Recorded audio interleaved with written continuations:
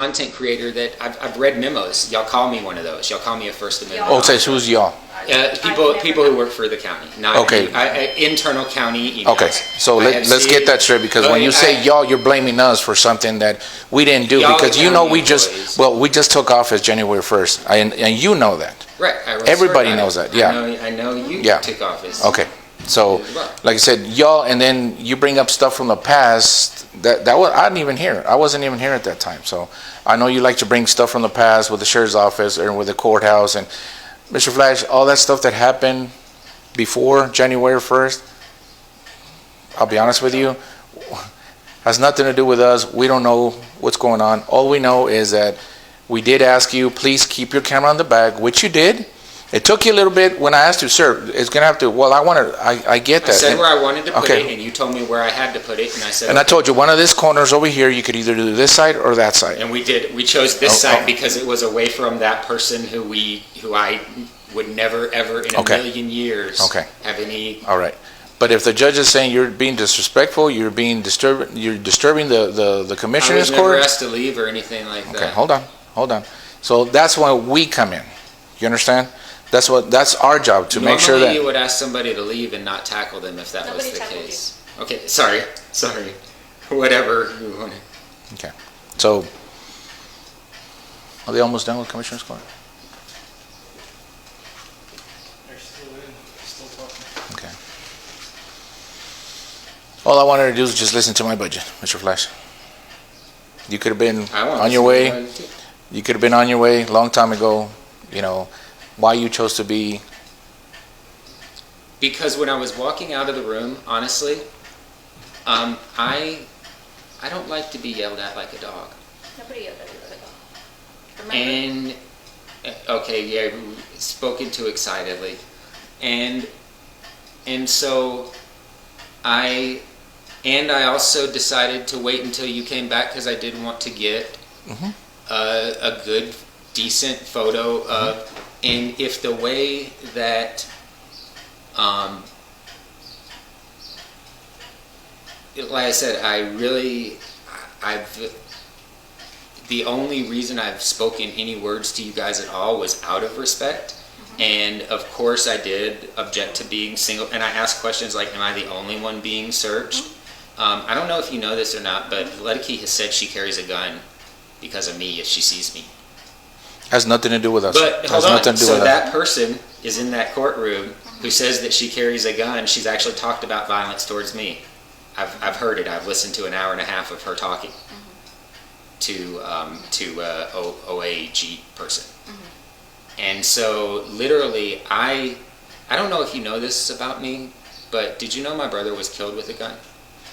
Sir, that has nothing to do. No, it had nothing to do with us, sir. And we're not going to ask you about your family. We're not going to ask you about. But it has something to do with, as a person, I'm the least violent person in the world.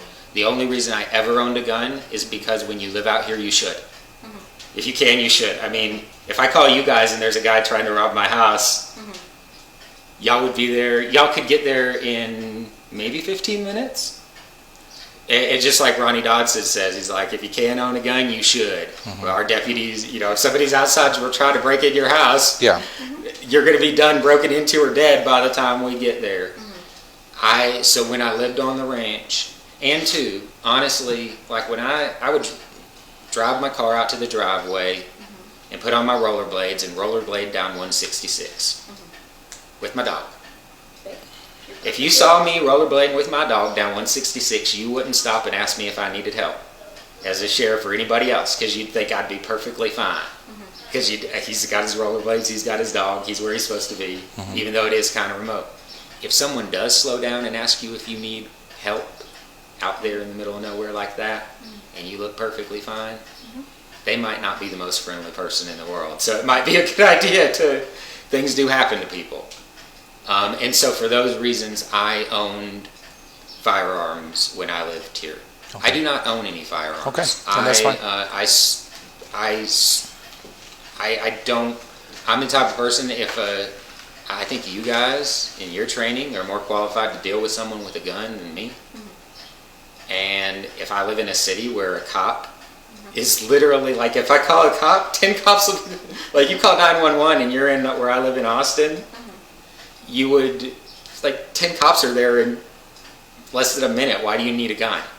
Like literally, why do you need it? More people in the United States get hurt, which is what happened to me. A gun that was bought to protect my family ended up taking my brother's life. Was there somebody trying to break into your home? No, it was not my mother, his mother. So your stepmother? Okay. Just crazy stuff. People do crazy stuff. Yeah. Well, I mean, I'm sorry to hear that. It's something that. So it was just you and your brother? Yeah, That's only family? He was 15 years younger than me. No, but So I mean, that's only siblings you had, Yeah, just you and but he your... was 15 years younger than me. So your little brother, in other words. That's like if you're 20 and they're 5, it's almost like you're their parent. Yeah. So it's really like, it's kind of, but then there's like that turning point when they turn like 12 or 13. Do you still have contact with her? I haven't spoken with them since shortly after it happened. With her? With any of them. It's just.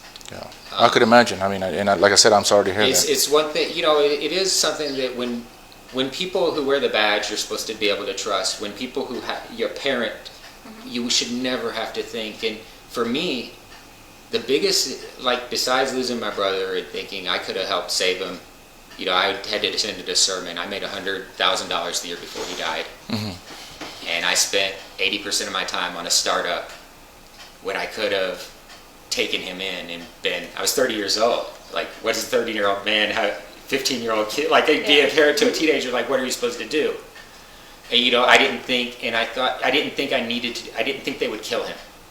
But I felt so much guilt after like So he was taking him in. So and not getting him he was out of living that with home. your stepmother at the time? And my father. And your dad? And they're just always crazy. It was always something. So your parents don't live anymore? No, they're alive. Your biological parents? Yeah, my father and my stepmother are alive. I just don't talk. No, but I mean your mother, your mom. biological my mom, mother. My mom's a great person. So I always say, like, don't get confused. My mother does not shoot people, but it wasn't it your was biological mother. That's what I'm saying. It was not your biological mother. It was his biological mother. Right. Correct. Her. Yeah, but I mean, I'm asking, like your biological mother. She still lives though. She's still alive. Yeah. Okay. Well, that's good. That's good that you still have your mother. I'm very lucky to have her. Yeah. And you still have your father too, right? I don't know. Oh, you don't have your father anymore? We don't. You don't communicate with him His anymore? behavior had a lot to do Okay. with Okay. the All right. reason that they were all crazy enough to be shooting each other. Yeah. So, and I'm sorry to hear that. But anyway, what I was saying is to characterize me as the kind of person who would pull a gun or something like that is frankly very insulting, and maybe you can understand why a little bit as a victim of violent crime. Yeah. Have you gone through any maybe therapy and stuff like that, or have you talked to anybody about it? Of course. Yeah. Has that helped out a little? Yes. I mean, because there's help, and of course you know that there's. So yeah, I'm probably one of the more sane people in this whole building right now. Yeah, I'm. The thing is, when things come at you, you can. And honestly, I went through hell for I don't remember the first month after that happening. It felt like, just like, and you need, I don't like drugs, obviously, because that had a lot to do with that.